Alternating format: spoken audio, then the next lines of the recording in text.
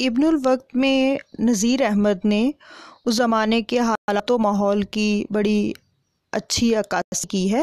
مذہبی، معاشرتی، تعلیمی نظریات کے ساتھ ساتھ اس عہد کے سیاسی پہلوؤں پر بھی روشنی ڈالی ہے۔ نذیر احمد خود ڈپٹی کلکٹر رہ چکے تھے، اس لیے انگریز افسروں سے تعلقات اور دفتری کاروبار کے سب امور سے بخوبی آگاہ تھے۔ ان سب تجربات سے فائدہ اٹھا کر انہوں نے اس ناول کے واقعات میں صداقت کا رنگ بھر دیا ہے۔ اس سلسلے میں پہلی 2 فصلیں بڑی واقعی اور حقیقی معلوم ہوتی ہیں کہ وہ قریباً تمام تر ان کے ذاتی تجربات و مشاہدات پر مبنی ہیں۔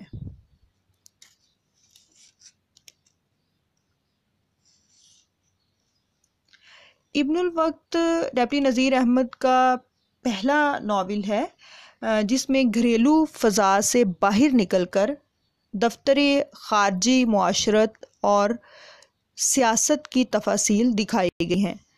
غدر کے فوراً بعد کی بدلتی ہوئی ذہنیت، وقت کے تقاضوں کے زیر اثر پروان چڑھتا ہوا نیا معاشرہ، یہ سب کچھ نذیر احمد کی نظر میں ہے۔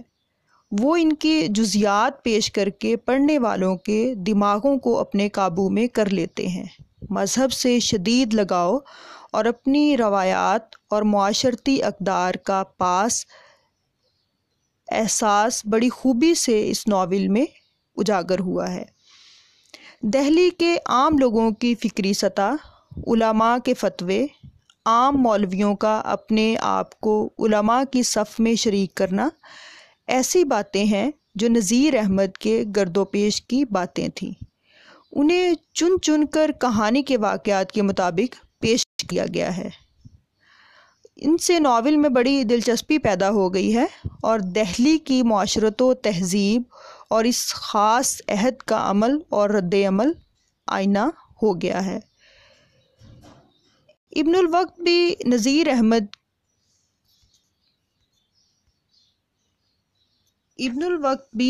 نذیر احمد کی عام، بامحاورہ اور پرزور زبان میں ہے۔ ان کے ہاں عموماً کہیں بھی عبارت آرائی کا شوق نہیں ملتا۔ ابن الوقت میں 2-1 جگہوں پر ایسا اس کا شائبہ ہوتا ہے، وہاں ان کا اسلوب داستانوں کے مخصوص اسلوب تحریر کا عکس لیے ہوتا ہے۔ مثال کے طور پر یہ ایک اقتباس پیش کرتی ہوں۔ ابھی نماز مغرب میں کوئی آدھ گھنٹے کی دیر تھی، ادھر آفتاب کا جنازہ کفن حزن آلود شفق پہنا کر تیار کر چکے تھے کہ قبر مغرب میں اتار دیں۔ ادھر بے کفن کی لاشیں دیواروں کے سائے کا ماتمی کفن پہن چکی تھیں۔ دہلی جیسا شہر اور شام کا وقت اور روزوں کے دن اور ایسا موقع اور دن ہوتے تو اس مقام پر کھوے سے کھوا چھلتا ہوتا، مگر ابن الوقت چوراہے پر کھڑا ہوا دیکھ رہا تھا کہ جہاں تک نظر کام کرتی ہے آدم ذات کا پتہ نہیں۔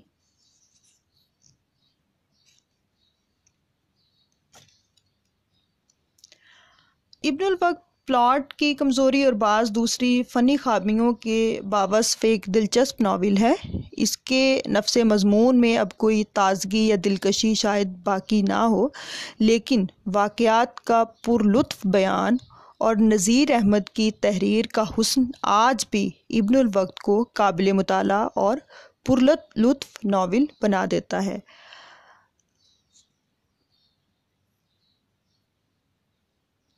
آخر میں ایک غلط فہمی کا ازالہ کر دینا بھی ضروری معلوم ہوتا ہے۔ ابن الوقت کے بارے میں بعض اوقات اس خیال کا اظہار بھی کیا جاتا ہے کہ یہ ایک نامکمل اور ادھورا ناول ہے۔ اس سلسلے میں علی عباس حسینی کا کہنا ہے کہ ابن الوقت کی سیرت میں اس پوری بحث کے بعد کیا انقلاب ہوا، اس کا ہمیں قصے سے کہیں پتہ نہیں چلتا۔ بظاہر مولانا کا ارادہ تھا کہ وہ ناول کے دوسرے حصے میں ان تمام امور کو دکھائیں گے، مگر شاید انہیں اس ارادے کو پورا کرنے کی فرصت نہ مل سکی، اور اس طرح یہ قصہ ناتمام رہ گیا۔ اسی طرح تمکین کاظمی لکھتے ہیں کہ یہ کتاب ادھوری ہے، معلوم نہیں وہ اسے کس طرح ختم کرنا چاہتے تھے مگر لکھ نہ سکے، اس کی وجہ نامعلوم ہے۔ بہرحال یہ تو انہوں نے انگریزوں سے ڈر کر اسے چھوڑا یا پھر غیر ضروری خیال کر۔ یہ غلط فہمی غالباً ناول کے آخری فقرے سے پیدا ہوتی ہے۔ رہا دوسرا حصہ یعنی اسلام کے فرقوں میں کسی فرقہ خاص کی تعیین، اس کو کسی دوسرے وقت پر رکھو۔ فرقوں اور عقیدوں کے سلسلوں میں بڑی باتیں تو بعد کے 2 ناولوں میں آ گئی ہیں، البتہ ابن الوقت کی کہانی کی سب باتیں ایسی مکمل اور پوری ہیں کہ اس کے دوسرے حصے کا خیال بھی نہیں آ سکتا۔ انگریزی سے ڈر کر کچھ نہ لکھنا قطعاً قابل قبول بات معلوم نہیں ہوتی۔ بات صرف یہی ہے کہ نذیر احمد جو کچھ اپنے اس ناول میں لکھنا چاہتے تھے وہ انہوں نے لکھ دیا۔ معلوم ہوتا ہے ویسے بھی کوئی بات ادھوری یا ناتمام محسوس نہیں ہوتی، اس لیے اس کی ناتمامی کا اعتراض بیجا لگتا ہے۔ نذیر احمد کے اسلوب بیان پر اگر بات کی جائے تو نذیر احمد کا ادب افادی ادب ہے، یعنی فائدہ دینے والا ہے۔ ان کے ناولوں میں پہلی بار مقصدیت اور افادیت کا عمل دخل ملتا ہے، جو بلا شبہ قصد و ارادے کا فیضان ہے، یعنی انہوں نے ارادے سے اور اپنی کوشش سے اس طرح کی تخلیقات جو ہیں وہ پیش کی ہیں۔ نئے ادب کی یہ ایک بڑی خصوصیت ہے کہ پرانے ادب کے برعکس اس میں تفریح طبع کا خیال کم ہوتا ہے، افادہ پسندی، مقصد آفرینی اور اصلاح و تلقین کی بات زیادہ سنائی دیتی ہے۔ نذیر احمد کا دور ادب جدید کے آغاز کا دور تھا۔ یہ ادب اشرافی دور کے تفریحی ادب کے رد عمل میں پروان چڑھا۔ نیا ادب ایک نئے سیاسی اور اقتصادی دور کی پیداوار ہے۔ یہ دور جمہوری ہے اور اس میں طبقہ متوسط کا اقتدار ہے۔ اس طبقے کے افراد مذہب اور اخلاق کے شدت سے قائل ہیں اور امراء کی بے راہ روی اور تن پروری کے سخت مخالف۔ اس دور کے مصنف زندگی بالخصوص روزمرہ زندگی کا نہایت غور سے مطالعہ کرتے ہیں، چنانچہ روزمرہ زندگی کا مطالعہ اور اس کی صحیح ترجمانی رومانیت سے نفرت، اصلاح پسندی اور سادہ طرز بیان اس کی نمایاں خصوصیت ہے۔ نذیر احمد ایک جدید ناول نگار ہے، اس لیے ان تمام خصوصیتوں میں وہ اپنے ہم عصروں سے مشابہت رکھتا ہے۔ اس میں ہنگامہ خیز واقعات، ہنگامہ پسندی اور بعید از قیاس چیزیں بالکل نہیں۔ وہ اپنے زمانے کی روزمرہ زندگی کا مصور ہے اور اس کا مقصد تہذیب اخلاق۔ نئے ادب کے آغاز کے سلسلے میں سر سید احمد خان کی اصلاحی اور ادبی تحریک کا ذکر آ جانا ایک ضروری امر ہے۔ نذیر احمد کے زمانے میں سر سید کی یہ تحریک اپنے عروج پر تھی۔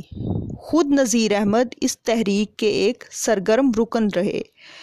اس تحریک کے بنیادی مقاصد یہ تھے کہ ہندوستانی مسلمانوں کی معاشی حیثیت بلند کی جائے، ان کی اقتصادی اور اخلاقی حالت درست کی جائے اور ان مقصدوں کے حصول کے لیے ان میں تعلیم عام کی جائے، خصوصاً انگریزی تعلیم۔ نذیر احمد سر سید کی تحریک کے ایک نامور رفیق تھے، اس لیے وہ قومی ترقی کے ان مقاصد کے حامی اور سر سید کی بہت ساری آراء سے متفق تھے۔ اس تحریک اور انگریزی تہذیب و معاشرت کے اثر سے اس عہد میں اہل ملک کے انداز فکر و نظر میں تبدیلی آ رہی تھی، سوچ کے زاویے بدل رہے تھے، نئے علوم و نظریات نے ذہنی افق بہت وسیع کر دیے تھے، حقیقت پسندی، افادیت، عقلیت، منطقیت کے عناصر ادب پر غالب آ رہے تھے۔ طبقاتی حد بندیاں کمزور پڑ رہی تھیں اور اشرافی طبقے کے مقابلے میں متوسط طبقے کا ذکر اذکار چل نکلا تھا۔ نذیر احمد نے اپنے زمانے کا عکس اپنی کہانیوں ہی میں پیش نہیں کیا، بلکہ ان کا اسلوب بھی اس عہد کی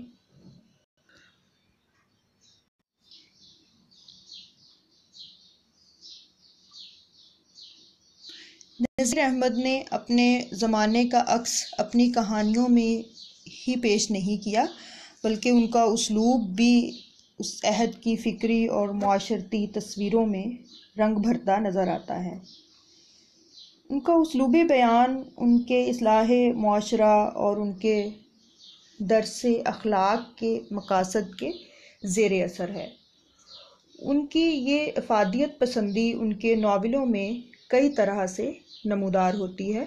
کہانی کے روپ میں بات کہتے کہتے نذیر احمد فن کے تقاضوں کو بھول بھال کر براہ راست اپنا مقصد بیان کرنے کی کوشش کرتے ہیں یا مقصد بیان کرنے لگتے ہیں، کہیں طویل بیان کی صورت میں، کہیں مکالمے کے بجائے وعظ و مباحثے کے رنگ میں۔ ان سے ان کے فن کو بھی اس طرح ان کے فن کو بھی نقصان پہنچا، ساتھ ہی ان کے اسلوب کے فطری پن اور رواں دواں قصے کی رفتار میں بھی فرق آ گیا۔ پھر مباحثوں اور وعظوں میں منطقیت اور دلیل بازی کے رجحان نے بہت سی خرابیاں پیدا کر دیں۔ ان کی تحریر کا بڑا زور اس بات پر صرف ہو جاتا ہے کہ دلیل و منطق سے ذہن و دماغ کے اطمینان کا سامان پیدا کیا جائے۔ دل اور احساس و جذبے کا ان کے ہاں کوئی خاص مقام نہیں، وہ عقل کے پجاری ہیں اور دماغ کے نیاز مند۔ اسی لیے ان کے ہاں تفکر و تعقل کا عنصر جذبہ و احساس کے عنصر پر غالب ہے۔ یہ لازماً ان کے اسلوب پر اثر انداز ہوا، کیونکہ فکر و خیال ہی اسلوب و انداز کو بناتے اور سانچے میں ڈھالتے ہیں۔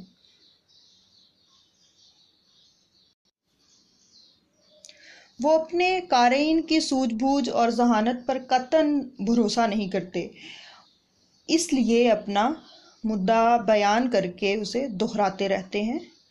ذہین قاری کو یقیناً اس سے بڑی کوفت محسوس ہوتی ہے اور وہ سوچتا ہے کہ مجھے اتنا کند ذہن سمجھ لیا گیا ہے کہ کھلے کھلے واقعات اور بیانات سے مطلوبہ نتیجہ اخذ نہ کر سکوں۔ بہرحال وہ نذیر احمد کے ایسے بیانوں کو ایک درس عبرت سمجھ کر ہی پڑھتا جاتا ہے۔ دوسرے، نذیر احمد ثقیل اور نامانوس الفاظ استعمال کرتے ہیں، کبھی باموقع کبھی بے موقع بھی، لیکن انہوں نے اس سے بڑا فائدہ حاصل کیا ہے۔ ثقیل حروف اور ثقیل و غریب الفاظ نذیر احمد کی تحریروں میں بڑی قیمت پاتے ہیں۔ دنیا جس متاع کو رد کر دیتی ہے، نذیر احمد اسی سے اپنی دکان سجاتے ہیں۔ نذیر احمد نرم الفاظ کے خریدار ہوں تب بھی ان کی انشاء کی اصل سجدج ثقیل اور کرخت الفاظ ہی سے بنتی ہے۔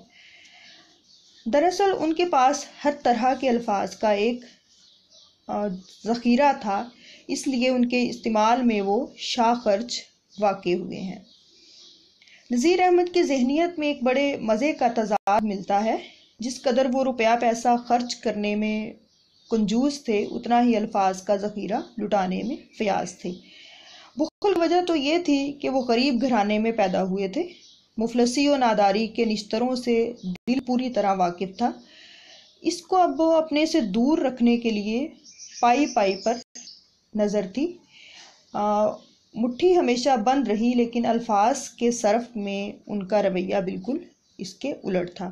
میرا خیال ہے کہ وہ اپنی اس تلافی جو ہے وہ اس روپے سے نہیں بلکہ الفاظ سے کرنا چاہتے تھے۔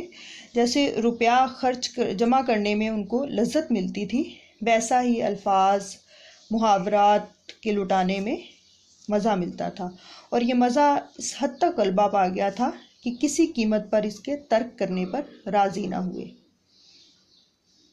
ان کے خیال میں شاید الفاظ کے بے دریغ استعمال سے علم و دانش کا رنگ بھی خوب جمتا ہے اور زور بیان سے پڑھنے والے مرعوب بھی جلد ہو جاتے ہیں، اس لیے انہوں نے جاؤ بیجا عربی کے الفاظ بھی استعمال کیے۔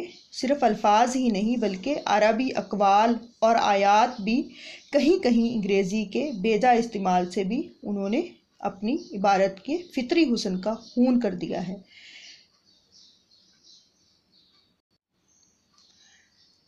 افادیت و منطقیت کے علاوہ اس عہد کی نثر کی ایک اور بڑی خصوصیت سادہ اور براہ راست اظہار کا طریقہ ہے۔ نذیر احمد نے بھی عموماً تکلیف اور تصنع سے اجتناب کیا اور سادگی کے ساتھ ساتھ متانت کو اپنانے کی کوشش کی، لیکن بعض جگہوں پر ان کی نثر میں سادگی کا حسن قائم نہیں رہ سکا اور متانت کے درجہ خاص سے بھی انہیں نیچے اترنا پڑا۔ البتہ انہوں نے شعری وسیلوں سے کام لے کر اپنی نثر کو سجانے اور نکھارنے کا احسان بہت کم اٹھایا ہے۔ ان کے ہاں نہ تشبیہ و استعارے کی چمک ہے اور نہ سجاوٹ و آرائش کے عناصر کا استعمال۔ ان کی نثر کی بڑی خصوصیت اس کی داخلی معنویت ہے جو اردو نثر میں اپنی مثال آپ ہے۔ ان عناصر کے علاوہ نذیر احمد کے ہاں اپنی نثر کی تعمیر و تراش اور اپنے مقصد کے اظہار کے لیے بہت سارے حربوں سے کام لیا گیا ہے۔ ان میں ایک امثال کا استعمال ہے۔ ضرب الامثال مافی الضمیر کے ابلاغ اور باریک مفاہیم کی توضیح میں بڑی کارآمد ثابت ہوتی ہیں۔ نذیر احمد کے ہاں اس کی اکثر و بیشتر مثالیں ملتی ہیں اور ان کا استعمال جو ہے وہ اکثر دیکھنے میں آتا ہے، لیکن وہ نگینے کی طرح فکروں میں اسے جڑ دیتے ہیں۔ اگر جو مقامی طور پر مستعمل نہیں بھی تھیں اور جن کا زیادہ رواج نہیں تھا ان کو بھی وہ اپنے فکروں میں جڑ دیتے تھے کہ پوری عبارت جگمگا اٹھتی تھی۔ مثال کے طور پر تانت بھاجی راگ پایا، گھی کہاں گیا کھچڑی میں، رسی جل گئی پر بل نہ گیا، چوہے کے ہاتھ ہلدی کی گھرا لگی، وغیرہ وغیرہ۔ اس کے علاوہ جو ہے وہ نذیر احمد محاورہ بندی پر بھی جان چھڑکتے تھے۔ محاورے ان کی نثر کی شان و شوکت کے علمبردار ہیں۔ وہ ان سے عبارت کی آرائش کا کام بھی لیتے ہیں اور روزمرہ کے بیان کو ادبیت کے درجے تک پہنچانے کا بھی۔ نذیر احمد گھر اور گھریلو زندگی سے بہت مانوس رہے، اس لیے گھریلو فضا اور نسوانی محاورے ان کے اسلوب کا خاص حصہ بنے، لیکن ان کی کثرت نے انشا پردازی کی خوبصورت تشکیل کی راہ میں بند باندھ دیے اور پڑھنے والے کو مجبور کیا کہ وہ انشا پرداز کو محاوروں کا حافظ سمجھے۔ مرزا فرت اللہ بیگ نے خوب تبصرہ لکھا ہے یا اس پر تبصرہ کیا ہے کہ محاوروں کے استعمال کا شوق مولوی صاحب کو حد سے زیادہ تھا۔ تحریر میں ہو یا تقریر میں وہ محاوروں کی ٹھونسم ٹھانس سے عبارت کو بے لطف کر دیتے ہیں اور بعض وقت ایسے محاورے استعمال کر جاتے ہیں جو بے موقع ہی نہیں اکثر غلط ہوتے ہیں۔ خدا معلوم انہوں نے محاوروں کی کوئی فرہنگ تیار کر رکھی تھی یا کیا کہ ایسے ایسے محاورے ان کی زبان اور قلم سے نکل جاتے تھے جو نہ کبھی دیکھے اور نہ سنے۔ محاورہ دراصل لفظوں کا ایک ایسا مجموعہ ہی نہیں، یہ صرف لفظوں پر مشتمل چیز نہیں ہے، یہ معاشرتی تجربات کا ایک عکس بھی ہوتا ہے۔ انفرادی احساسات اجتماعی احساسات بن کر محاورے کا روپ دھار لیتے ہیں۔ محاورہ ہمیں بتاتا ہے کہ فرد کے ایک تجربے کو اس کے دوسرے تجربوں سے اور فرد کے تجربے کو سماج کے تجربے سے الگ نہیں کیا جا سکتا۔ نذیر احمد کے ہاں روزمرے اور محاورے کے استعمال نے ان کی نثر کی خشکی اور خنکی کے اثر کو بڑی حد تک زائل کر دیا ہے، تو ان کی مقصدیت اور متانت کی پیداوار ہے۔ نذیر احمد کی نثر میں محاوروں کے استعمال سے ظرافت اور مزاح کا ایک ہلکا سا رنگ نمودار ہوتا ہے جو بڑا بھلا معلوم ہوتا ہے۔ روزمرہ کے طنزیہ پیرائے اور چبھتے ہوئے محاورات لطف انگیزی کا سبب بنتے ہیں۔ اپنا روزمرہ انہوں نے اپنے گرد و پیش سے فراہم کیا ہے۔ یہ روزمرہ عوام اور خاص دونوں کے لیے یکساں دلکشی رکھتا ہے اور دونوں طبقوں کی زبان کا جز ہے۔ نذیر احمد نے جہاں کہیں عورتوں کے مکالمات پیش کیے ہیں وہاں ان کے مخصوص روزمرے اور محاورے کا کمال ملتا ہے، کیونکہ محاورہ بندی کا عنصر نسوانی گفتگو میں زیادہ ہوتا ہے اور نذیر احمد عورتوں کی خاص زبان استعمال کرنے میں اپنا جواب آپ تھے۔ نذیر احمد نے اپنی نثر کی آرائش کے لیے بہت کم شاعرانہ مسائل سے کام لیا ہے۔ ویسے بھی نثر کو شاعری کے 16 سنگھار سے آزاد کرنا یا شاعری کے 16 سنگھار سے آراستہ کرنا زیادہ پسندیدہ نہیں ٹھہرتا۔ البتہ اس حد تک درست ہے کہ وہ قارئین کی توجہ اپنی طرف مائل کرے۔ اس میں آورد و تعمیر کا احساس نہیں ہونا چاہیے، بلکہ اسلوب کی آرائش تو خود مضامین و مواد کے اندر سے ایک فطری انداز میں پیدا ہونی چاہیے۔ نذیر احمد کی نثر اس اصول پر بڑی حد تک پوری اترتی ہے۔ انہیں اپنے خیالات و جذبات کے بیان میں اتنا شغف ہوتا ہے کہ وہ اپنے بیانوں میں تناسب و توازن قائم نہیں رکھ سکتے۔ انہوں نے اگرچہ استعاروں اور تشبیہوں سے بھی فائدہ اٹھا کر اپنی نثر میں رنگ جمال پیدا کرنا چاہا ہے، لیکن ایسا بہت کم ہوا ہے۔ البتہ قافیہ پیمائی اور رعایت لفظی کا رجحان کہیں کہیں ملتا ہے۔ مجموعی طور پر نذیر احمد کی نثر سادہ اور رواں ہی ہے۔ اسے کسی طور پر خشک کہنا درست نہیں۔ اس میں کلام نہیں کہ انہوں نے عوام اور کم پڑھے لکھے طبقے کو مخاطب سمجھا ہے۔ عربی کے الفاظ اور آیات قرآنی کا بجا استعمال اس مذہب پرستی کے رجحان کے زیر اثر تھا جو نذیر احمد کے ہاں ہی نہیں، اس عہد کے سب بڑے انشا پردازوں کے ہاں موجود ہے۔ اس عہد میں مذہبی تعلیمات عقلی اور منطقی زاویہ نظر سے غور کرنے کا میلان بڑھ رہا تھا، اس لیے ہر پڑھا لکھا اس کو ان کی توجیہات و توضیحات اپنے اپنے انداز فکر سے کرنا چاہتا تھا۔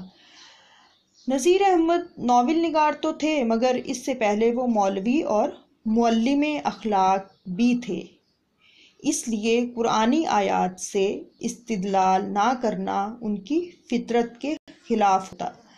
چنانچہ مذہب اور اپنی عربی دانی کے زیر اثر نذیر احمد قرآنی آیات کا کثرت سے حوالہ دیتے ہیں، جیسا کہ ابن الوقت میں ہمیں حجت الاسلام کے کردار میں اس کی مثالیں ملی ہیں۔